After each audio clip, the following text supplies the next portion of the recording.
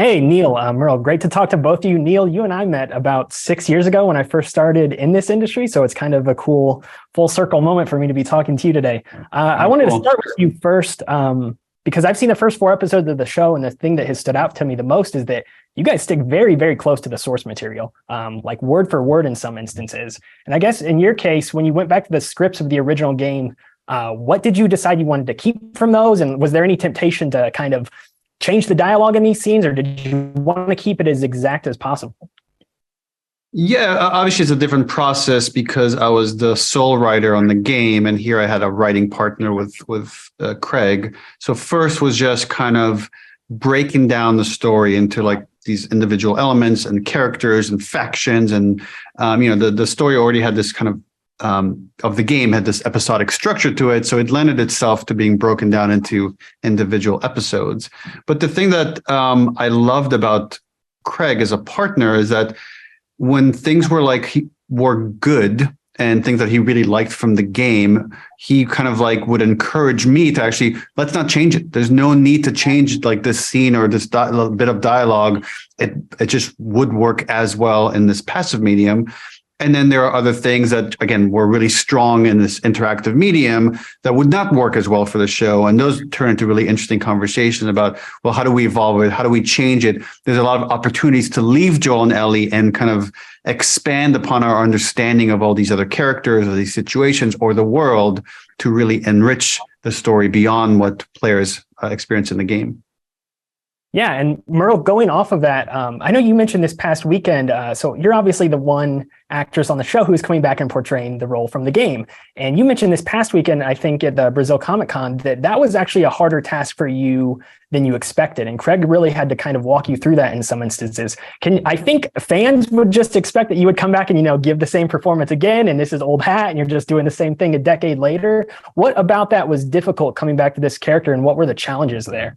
I realized that I had approached her emotional life through a certain medium, and I hadn't had the freedom to bring, I guess, my television skills to her because we had been doing it in the mocap medium, and it was an interesting thing that to make that leap.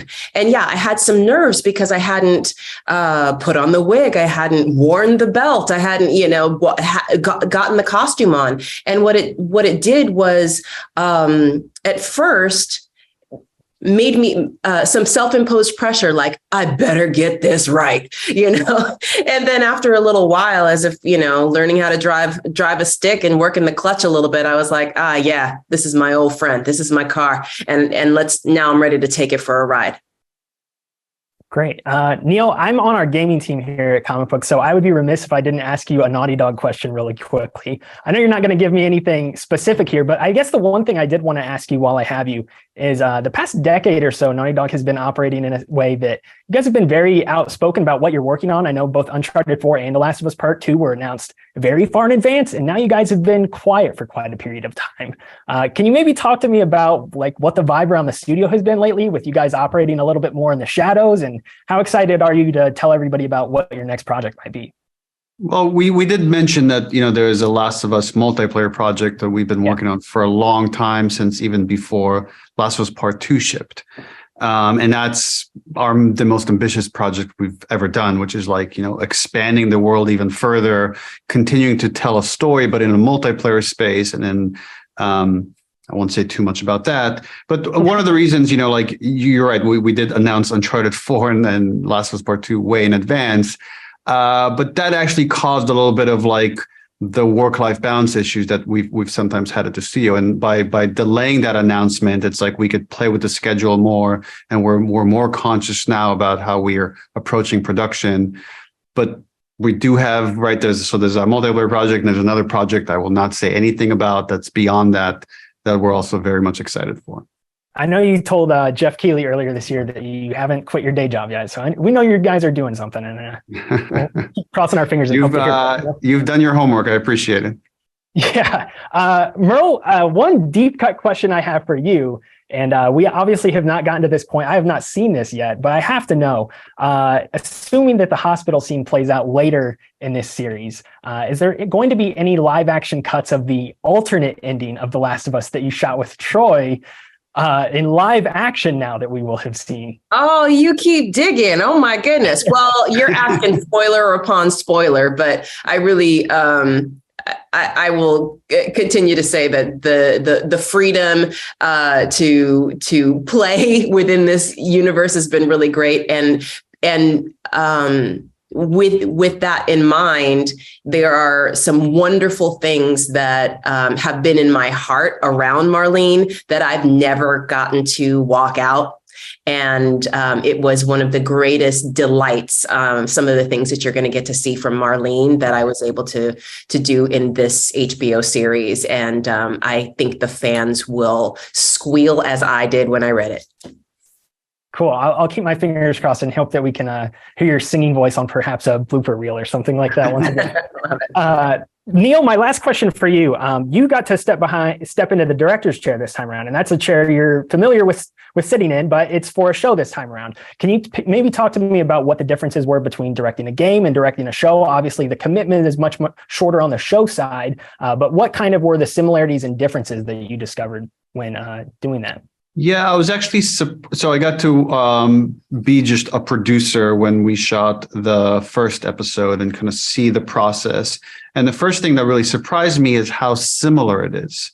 Working with actors is working with actors. It's like talking about motivation, backstory, and who they are, and like blocking. Working with scripts is very similar. It's like art direction is all similar.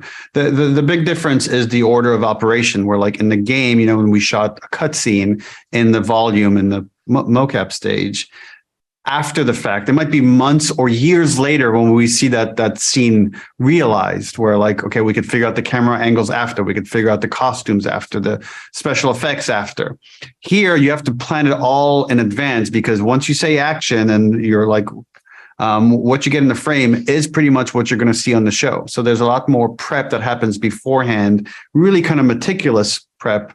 And I got to direct the episode where we get to see the clickers for the first time, and this kind of action sequence in the museum. And that took a ton of preparation as far as making sure the prosthetics are right, making sure that our choreography is there. We like plan it in like with like little miniatures. We did like a CG previs. I wanted to make sure I was as prepped as possible to get all the content we need when we get into the edit room. And it was a really kind of thrilling experience to work in this other medium surrounded by like a crew and a cast that was so passionate and in love with the material that they really wanted to honor where all this stuff came from. Absolutely. I believe that's all the time we've got. Niel, Merle, again, I've been enjoying the show a lot so far. I think you guys have done a great job adapting the game. Congrats to both of you, and hopefully we'll talk again soon. Cool. Thank you. Good to see you again. Thanks. Good to see you.